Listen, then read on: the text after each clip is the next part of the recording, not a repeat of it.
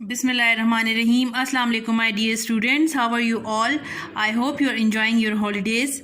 Student, we have started our first lesson, Mother to Son, and we have done so far the dictation words in your copies. So please open your English copies and write today's date. We will continue the exercise. Today we will going to do the word meaning. So for in your index you have to write your today's date, and also you will write the word meanings and mother to son. So first of all, on this page you will write Monday, May 24, 2021, and then you will write topic, mother to son, and focus is word meanings. Then you have to double underline it. You have to write it with the blue marker. Then you write words, meanings, and you have to write it with the marker. Then these are the words. First one is bear. Bear का मतलब होता है naked, यानी जिसमें आपने बिल्कुल उसमें किसी किस्म का, जैसे पाँव आपके नंगे होते हैं, तो इसी तरह माँ के पाँव नंगे थे और वो बहुत ज़्यादा परेशानी से जो है वो अपनी ज़िंदगी के मुख्तलिफ सख्तियों में दिन गुजार रही थी, तो ये बेयर जो है ये उस सेंस में आता है. ठीक है. क्लाइंबिंग का मतलब होता है चढ़ना, जैसे वो सीढ़ियाँ चढ़ रही थी माँ, चाहे जितनी भी परेशानी थी वो आगे बढ़ती जा रही थी. It means going on. Then splinters means sharp pieces of wood, जो कि आपने देखा है लकड़ी के ऊपर अक्सर जो है अगर वो कहीं से ख़राब हो जाती है तो वो बहुत शार्प हो जाते हैं पीसेस और नोकीले होते हैं, तो ये उनको स्प्लिंटर्स कहते हैं. इसी तरह tax, short nails with flat heads, छोटे छोटे नेल्स जो हैं वो जिनके ऊपर फ्लैट हेड्स होते हैं. टैक्स जो है वो भी कीलों को कहते हैं जिनसे आपके पाँव जो है ज़ख्मी हो सकते हैं. और किंडर हेज का मतलब है काइंड ऑफ, यानी जैसे it's a kind of boy, it's a kind of work, ये इस तरह डिफरेंट तरह के आप सेंस में इसको यूज़ कर सकते हैं. तो किंडर जो है वो इसमें इसका मतलब है अ काइंड ऑफ. इसको फिर आपने करना है डबल अंडरलाइन और आपका ये पेज हो जाएगा कंप्लीट. साथ में आपने यहाँ पे भी लाइन लगानी है इसकी, तो ये सारा आपका पेज कंप्लीट हो जाएगा. उसके बाद you have to draw, first of all you will have to write the date. Today's date is May 24, 2021 according to pattern of your school. Then you will write topic, mother to son, and focus is the word sentences. And for the word sentences, you will have to double underline your topic and focus. Then draw line and you will write word sentences. यहाँ neat and clean आपने line draw कर ली. अब first one is crystal. Crystal का क्या मतलब होता है?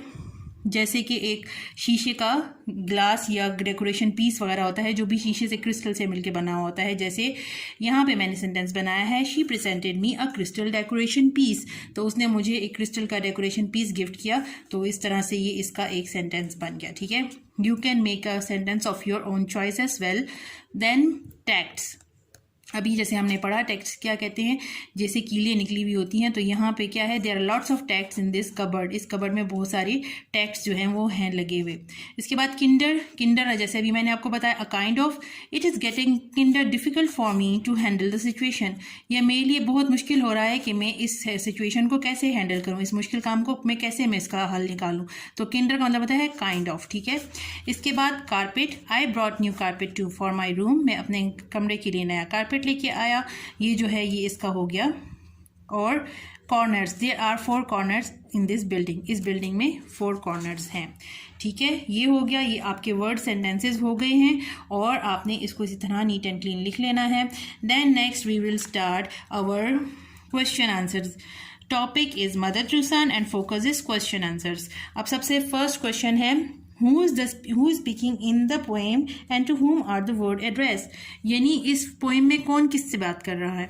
तो इसका आंसर है, a mother is speaking in the poem and her words are addressed to her son, यानी इस पोएम में माँ बात कर रही है अपने बेटे के साथ. तो ये एक सिंपल सा क्वेश्चन है जिसका ये आंसर है. सेकेंड क्वेश्चन इज, आपने कोई फर्स्ट क्वेश्चन लिखने के बाद ज़रूर डबल अंडरलाइन करके इसको एंड करना है कि भाई आपका क्वेश्चन कंप्लीट हो गया है. Now we will start our second question. You will have to write it with the blue marker. What does the speaker compares her life with? Speaker जो है, जो कि माँ है, वो अपनी लाइफ को किस चीज़ के साथ कंपेयर कर रही है. तो इसका आंसर है, the speaker compares her life to a flight of worn down dimly light stairs. वो अपनी ज़िंदगी को, जैसे आप सीढ़ियाँ चढ़ते हैं तो कौन सी सीढ़ियाँ कैसी चढ़ी हुई हैं, worn out यानी टूटी हुई, dimly light जिसमें अंधेरा है, उसकी सीढ़ियों से खुद को कंपेयर करी है कि जिस तरह सीढ़ियाँ बंदा आहिस्ता आहिस्ता चढ़ता है और मैं भी इसी तरह टूटी हुई डिम लाइट की सीढ़ियाँ चढ़ते हुए मैं आगे ज़िंदगी में कैसे बढ़ी, ये उसकी ज़िंदगी का कितना मुश्किल सफ़र था. ठीक है. Third question is what does the speaker encounter on the stairs, यानी स्पीकर को इस स्टेयर्स में यानी इन सीढ़ियों में चढ़ते हुए क्या क्या मुश्किलात का सामना आया। तो the speaker encounters tacks, splinters, holes, bare boards and patches of darkness on the stairs. तो स्पीकर को क्या क्या मिला?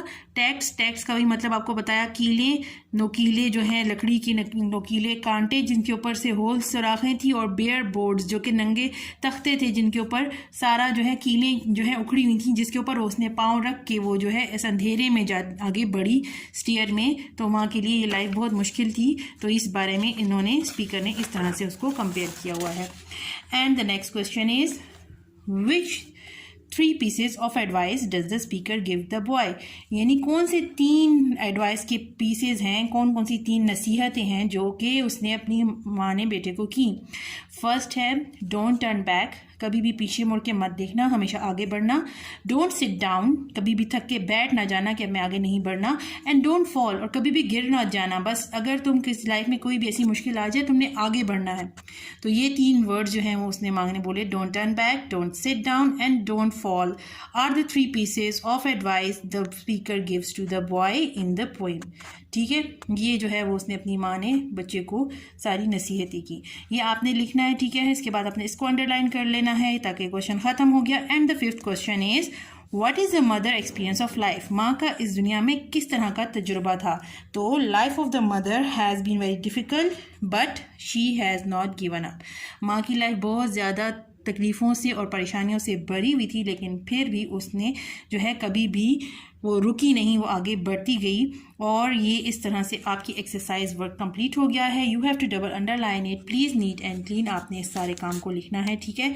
तो ये आपका जो है एक्सरसाइज वर्क कंप्लीट हो जाएगा। Now moving on to our book, आपने बुक निकालनी है, उसमें पेज नंबर 4 पे आप आ जाएं। तो यहाँ पे 1-2 छोटी छोटी ईजी एक्सरसाइजेज हैं जो मैं आपको करवाती हूँ।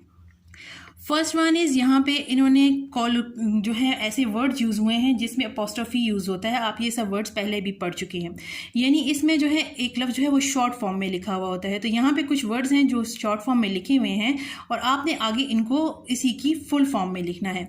आई is expecting a friend for dinner, मैं अपनी एक फ्रेंड को एक्सपेक्ट कर रही हूँ कि वो डिनर पे आए। तो आई एम, आई इसका मतलब होता है आई एम, ये शॉर्ट फॉर्म में ये लोग बोलते हैं। I is been waiting at the bus stop for an hour, तो आई हैव है इसका मतलब, ये आई इसका मतलब होता है आई हैव या आई एम, ये शॉर्ट फॉर्म में बोलते हैं, ठीक है। I am going to cinema tonight, तो आई एंड का मतलब होता है आई एम नॉट, यानी मैं नहीं जा रही। तो इसमें आप इसको कन्वर्ट करेंगे तो एंड जो है वो कन्वर्ट हो जाएगा एम नॉट में, ठीक है। They is been kinda sleepy today, यानी they have been kinda sleepy today, यानी वो लगता है कि आज बहुत सारा दिन वो जो है वो सोना चाहते हैं, उनकी जो है वो सारा दिन स्लीपी गुजर रहा है। Next one is she stayed at home cause she is ill, she घर में वो जो है वो बैठी हुई है क्योंकि, कॉज बिकॉज से इसकी शॉर्ट फॉर्म है, क्योंकि वो बीमार है। Next one is you and doing this all if you finds it too difficult to do now. अब इट्स में जो है ये इट्स इट इज़ इसका मतलब बनता है, और एंड का मतलब है आर नॉट, और डूइंग का मतलब है डूइंग। तो आपने इसी तरह अपने बुक में इसको लिख लेना है ताकि ये शॉर्ट फॉर्म्स का असल क्या मतलब बनता है ये